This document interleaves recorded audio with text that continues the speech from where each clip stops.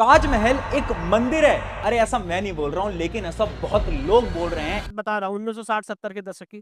तो उन्होंने स्वयं ताजमहल में नीचे हिंदू देवी देवताओं की मूर्तियां देखी। इवन कुछ लोगों ने तो ना इस चीज के ऊपर इंडियन गवर्नमेंट के ऊपर केस तक कर दिया था, ये प्रूव करते हुए कि ये जो ताजमहल है ना, पहले ये शिव मंदिर हुआ करता था, जिसको तोड़ के यहां पर शाहजहां ने ताजमहल बना दिया। सिर्फ इतना ही नहीं, ये जो ताजमहल है ना, इसके पीछे छुपी हैं बहुत सारी मिस्ट्रीज। जैसे कि एक मिस्ट्री आती है कि ताजमहल के अंदर वो जो कुछ बंद दरवाजे हैं, यानी 22 बंद कमरे, आखिर उनके पीछे क्या छुपा हुआ है, क्या राज है। और सिर्फ इतना ही नहीं, एक मिस्ट्री तो ये तक बोलती है कि शाहजहां ने जितने भी वर्कर्स थे ना जो काम कर रहे थे ताजमहल में, उन सबके हाथ कटवा दिए थे। लेकिन क्या ये बात सही भी है या फिर एक नॉर्मल सी अफवाह? तो चलिए आज समझते हैं ताजमहल की पूरी हिस्ट्री और कुछ ऐसी मिस्ट्रीज जिसके बारे में अगर आप सुनोगे ना तो आज आप शॉक हो जाओगे। दुनिया का 7वां अजूबा, प्यार की निशानी और अद्भुत कलाकारी। लोगों के मन में ताजमहल की यही अमिट छाप बैठी हुई है। ताजमहल में मुख्य मकबरे और चमोली फर्श के नीचे 22 कमरे बने हुए हैं, जिन्हें बंद कर दिया गया था।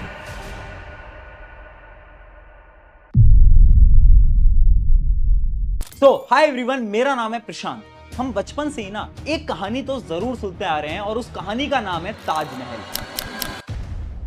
यानी जो ताजमहल है ना, ये एक प्रेम की निशानी है जिसको बनाया था शाहजहां ने अपनी वाइफ, जिनका नाम था मुमताज महल। इनके लिए इन्होंने ये पूरा का पूरा ताजमहल बनाया था। अब इसके पीछे की कहानी ऐसी है ना कि जो मुमताज थी वो अपने बच्चे को जब जन्म दे रही थी, उस समय पर अनफॉर्चुनेटली उसकी डेथ हो जाती है, जिसकी वजह से शाहजहां ये सोचते हैं कि अब उनकी निशानी के तौर पे वो ताजमहल जैसी इतनी बड़ी इमारत बनाकर रहेंगे। और इसी ताजमहल का काम शुरू होता है ईयर 1632 के अंदर, और इसके अंदर 20,000 से ज्यादा लोग काम करते हैं इस ताजमहल को बनाने के लिए। और इतने लोग काम करते हैं, लेकिन फिर भी इसको बनाने में 22 साल लग जाते हैं। यानी 1653 के अंदर ये पूरा का पूरा शानदार ताजमहल, जो कि आज के समय पर 7th wonder of the world बोला जाता है, वो बनके तैयार हो जाता है।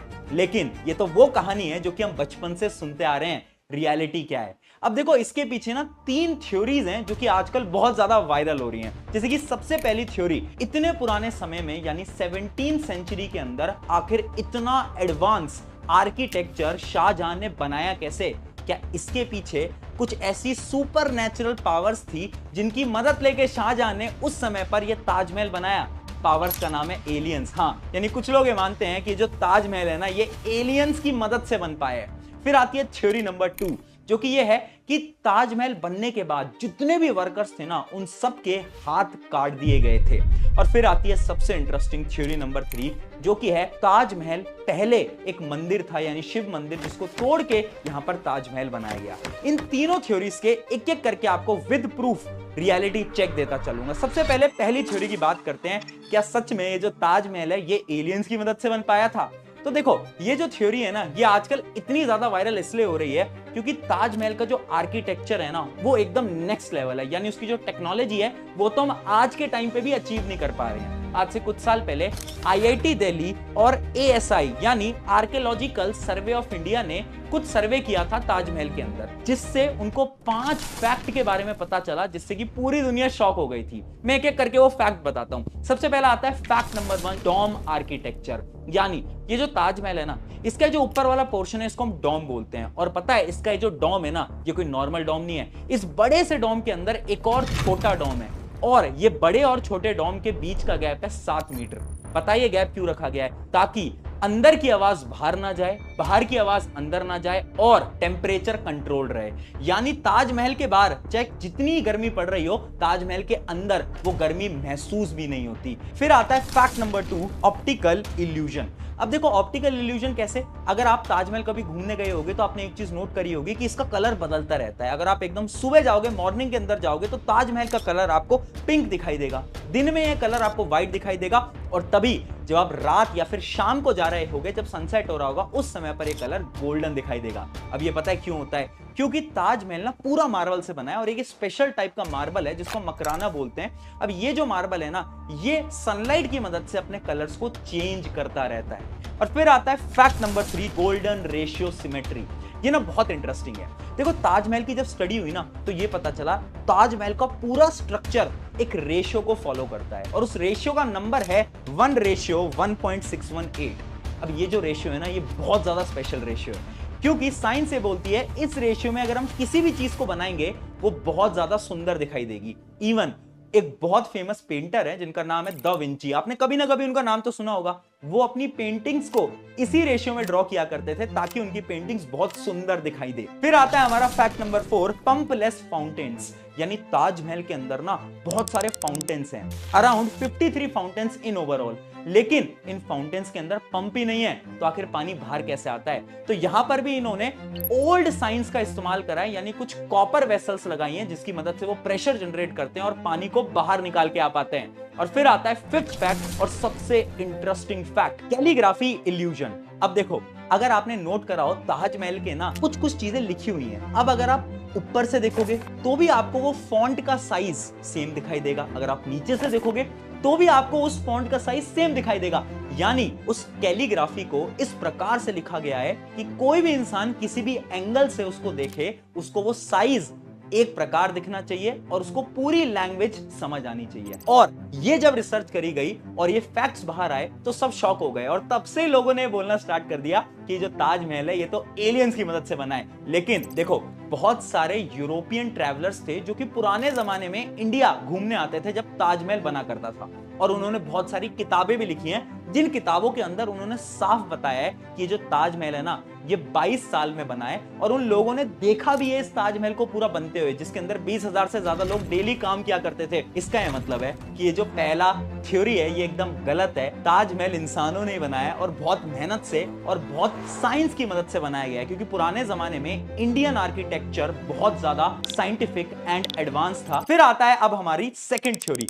सेकंड थ्योरी क्या थी कि क्या सच में शाहजहां ने हर एक इंसान के हाथ कटवा दिए थे, जो भी इंसान इस काम में जुड़ा हुआ था? तो आप मुझे पहले तो कमेंट करके बताओगे क्या आपने ये कहानी कभी ना कभी सुनी अपनी लाइफ के अंदर कि शाहजहां ने हाथ कटवा दिए थे? यस और नो, फटाफट से वीडियो पॉज करो और मुझे कमेंट करके बताओ। मुझे पता है 99% लोग बोलेंगे हाँ सुना है, लेकिन अगर आज मैं आपसे बोलूं कि ये झूठ है, यस ऐसा कुछ नहीं हुआ था। अगर आप कोई भी यूरोपियन ट्रैवलर की किताब पढ़ोगे जो कि उस समय पर घूमने आए थे जब ताजमहल बन रहा था, तो उन्होंने ये साफ बताया कि ऐसा कुछ भी नहीं हुआ था।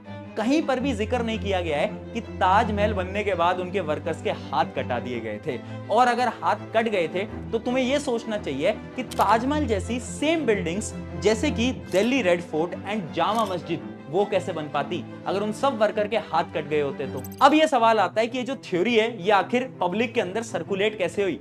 तो देखो ये जो थ्योरी है ना, लोग ऐसा बोलते हैं कि ये थ्योरी ना लोग आपस में इस प्रकार से सर्कुलेट किया जाते थे कि ताजमहल जैसी कोई भी बिल्डिंग वापस नहीं बन सकती, जिस वजह से वो ये बोला करते थे कि ताजमहल के वर्कर्स के तो हाथ कट गए हैं। और वहां पर ये इंफॉर्मेशन हम सबके पास ऐसे घूम कर आई कि देखो ताजमहल के लोगों के तो हाथ कटवा दिए गए थे, लेकिन ऐसा कुछ भी नहीं था। यानी जो सेकंड थ्योरी है ये भी गलत है। फिर आती है हमारी थर्ड और सबसे इंटरेस्टिंग थ्योरी, क्या ताजमहल सच में पहले शिव मंदिर था? अब ये जो थ्योरी है पता है कहां से आई? आज से कई साल पहले 1960 के अंदर एक राइटर जिनका नाम था P.N. ओक, उन्होंने एक किताब लिखी। उस किताब का नाम था ताजमहल द ट्रू स्टोरी। उस किताब के अंदर उन्होंने साफ बताया कि ताजमहल पहले शिव मंदिर था जिसको तोड़ के यहां पर शाहजहां ने एक ताजमहल बनाया। अब 1990 के अंदर जब सोशल मीडिया आया तो ये इंफॉर्मेशन वायरल होने लगी और हर जगह लोगों ने बोलना स्टार्ट करा कि ताजमहल थोड़ी ना है, ये तो एक प्रकार का मंदिर है। फिर क्या हुआ, आज से कुछ साल पहले यानी अराउंड 2000 के अंदर वही P.N. ओक भाई साहब ने क्या करा, सुप्रीम कोर्ट के अंदर केस फाइल कर दिया। उन्होंने ये बोला कि हमें तो प्रूफ दो कि ताजमहल थोड़ी ना, ये तो पहले मंदिर था। और वहीं पर ही सुप्रीम कोर्ट ने इस पिटीशन को एकदम खारिज ठहरा दिया, यानी इसको कैंसिल कर दिया, ये बोलकर कि अगर आपके पास कोई प्रूफ ही नहीं है तो आखिर आप केस कैसे फाइल कर सकते हो। लेकिन ये कहानियां रुकी नहीं, क्योंकि उसके कुछ साल बाद ही 2015 के अंदर आगरा डिस्ट्रिक्ट कोर्ट के अंदर 6 लॉयर्स ने मिलके एक और पिटीशन फाइल कर दी इसी चीज के ऊपर कि ये जो ताजमहल है इसके अंदर इतने सारे बंद दरवाजे हैं, उनके अंदर क्या है, कहीं उनके अंदर पुराने जमाने की भगवान की मूर्तियां तो नहीं है, तो उन दरवाजों को खोला जाए और लोगों को दिखाया जाए। ये कहानी यहां पर भी नहीं रुकी। उसके कुछ सालों बाद कई FIRs, और कई लीगल पिटीशंस फाइल की गई। लेकिन 2022 के अंदर जब इस केस को वापस से ओपन किया गया ना, तो यहां पर क्या हुआ कि जो ASI था यानी archaeological survey department of India, इन्होंने ना प्रूफ साबित कर दिए कि देखो 1960s के अंदर 1990s के अंदर हमने फोटोज ली थी उन बंद दरवाजों की, और उन बंद दरवाजों के अंदर कुछ भी नहीं है, ये तो एकदम खाली कमरे हैं। और ये कमरे ना पुराने जमाने में वो जो पूरी इमारत है उसको सपोर्ट देने के लिए बनाए गए थे। यानी ये जितनी भी थ्योरी थी ये भी इनवैलिड प्रूव हो गई। इसके बाद भी बहुत सारे पिटीशंस फाइल हुई, इवन आज के समय पर भी पिटीशंस फाइल डेली होती रहती हैं, लेकिन जब तक कोई प्रूव नहीं है, जब तक हम ये नहीं मान सकते कि ताजमहल पहले एक मंदिर था। इस पूरे सिनेरियो में सबसे इंटरेस्टिंग बात यह है कि जो ताजमहल है ना, इतने पुराने जमाने में बनाया गया, लेकिन फिर भी इसकी टेक्नोलॉजी इतनी एडवांस है जो कि आज के समय पर भी हम बीट नहीं कर सकते। आपका क्या कहना है इसके ऊपर कमेंट्स में मुझे जरूर बताना। शुक्रिया एवरीवन, मेरा नाम है प्रशांत, मिलते हैं किसी नेक्स्ट वीडियो के अंदर।